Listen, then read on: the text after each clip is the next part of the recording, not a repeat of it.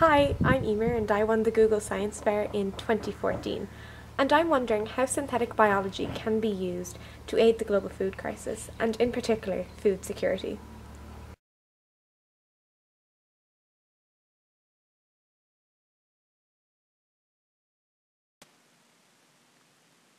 What can synthetic biology contribute to the global food crisis, and how could it aid food security? It is indeed a major problem for the global society that resources become more and more scarce. As the world's population has doubled within the last 50 years and still grows, it is more than necessary to enhance food supply in all regions of the world.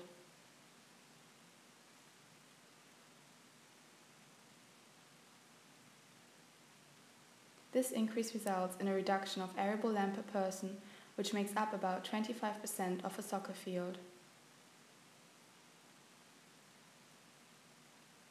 Therefore, many scientists, and in fact iGEM teams, try to address this issue by using synthetic biology.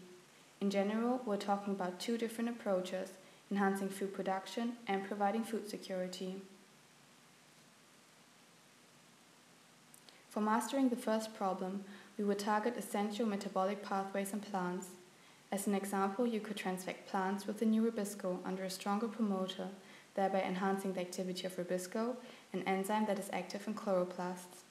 Furthermore, we would deplete the activity of oxygenase, which converts carbon into carbon dioxide in the mitochondrium by RNA interference.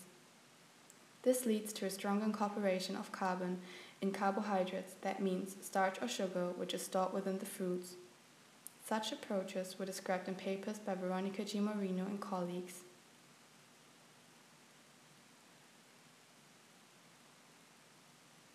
Another way to aim for this growth efficiency is to introduce a common symbiosis signaling pathway from legumes to other plants, such as cereal.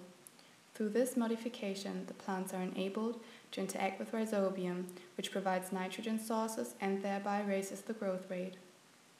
A parallel approach to the one from Christian Rogers and colleagues aims for a photoswitchable E. coli. This has been performed by an iGEM team from Washington University in 2014. They transferred an enzyme which can fix nitrogen in soil. Both pathways could reduce the need of fertilizers and even aid ecosystems.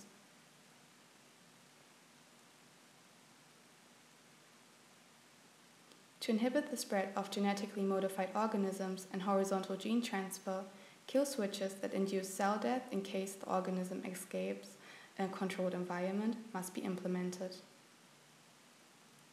The uncontrolled expansion of such organisms have unpredictable and potentially dangerous consequences. Popular kill switches include auxotrophy, light or nutrient-induced transcription of a lethal protein, and the dependence of housekeeping gene on a specified small molecule. A survey from the German Ministry of Nutrition and Agriculture has shown that 80% of the consumers would not buy food that is provided by the genetically modified organism. For that reason, we think that scientists should provide more information to the public to reduce misunderstandings and invest more in the development of secure kill switches.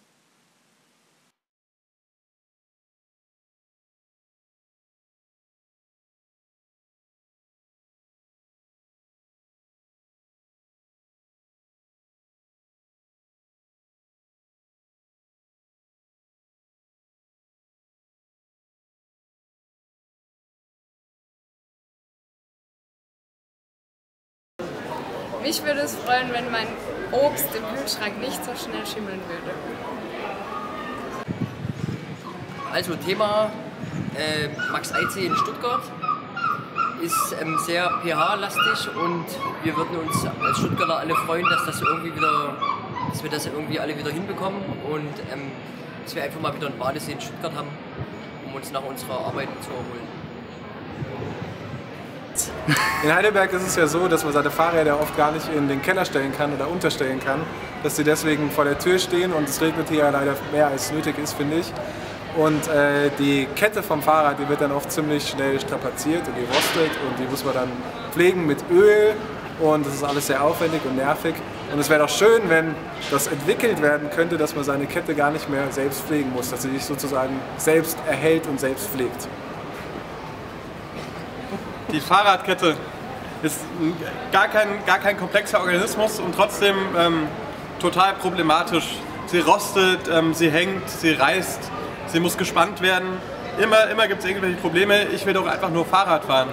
Stell dir mal vor, eine Fahrradkette, die ich nicht mehr spannen muss. Eine Fahrradkette, die sich selbst ölt, die sich selbst erhält.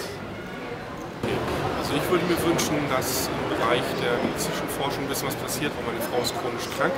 Die hat eine chronische Darmerkrankung und da helfen die Medikamente nicht wirklich. Ich denke, das ist insgesamt eine gute Sache. Das würde nicht nur meiner Frau helfen, sondern anderen Menschen.